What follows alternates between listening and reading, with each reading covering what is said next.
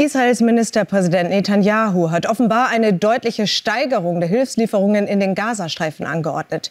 Das berichtet das öffentlich-rechtliche Kan-Radio. Demnach sollen künftig pro Tag 250 Lastwagen humanitäre Hilfsgüter in das Küstengebiet bringen.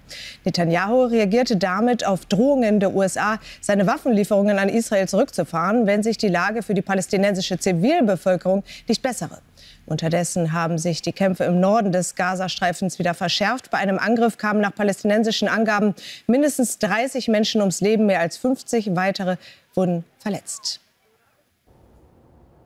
Ja, und währenddessen werden auch immer mehr Details zum Tod des bisherigen Hamas-Chefs bekannt. Sinwar wurde durch einen gezielten Kopfschuss getötet. Tatjana Ohm ist für uns in Tel Aviv. Tatjana, da stellt sich jetzt natürlich die Frage nach dem Tod von Sinwar: Wie geht es denn nun mit der Hamas weiter? Was sind die Szenarien?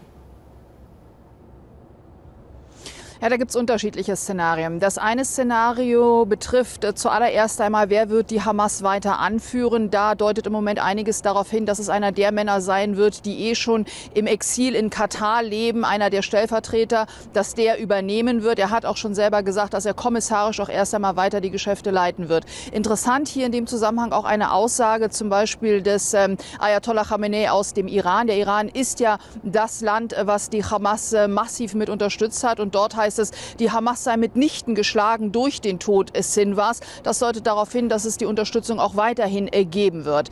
Die Hoffnung hier in Israel allerdings ist, dass wer auch immer auf Sinwar folgt als führender Kopf, vielleicht doch offener ist, wenn es um die Frage geht der Geiselfreilassungen und auch wenn es um die Frage geht einer Waffenruhe und eines echten Waffenstillstands. Hier hat es gestern Abend zum Beispiel noch einmal Demonstrationen gegeben von Angehörigen der Geiseln, die gesagt haben, jetzt ist der richtige Zeitpunkt, um sozusagen einen Deal hinzubekommen, der mit einem Schlag alle noch über 100 Geiseln sozusagen befreien könnte.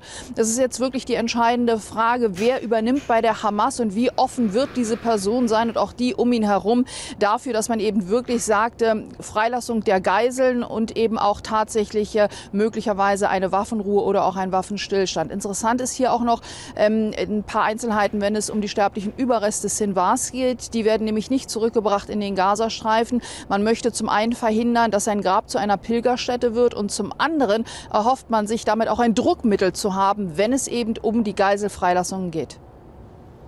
Also eine vorsichtige Hoffnung in Israel nach dem Tod des Hamas-Chefs Sinwar. Danke für deine Einschätzung, Tatjana Ohm nach Tel Aviv.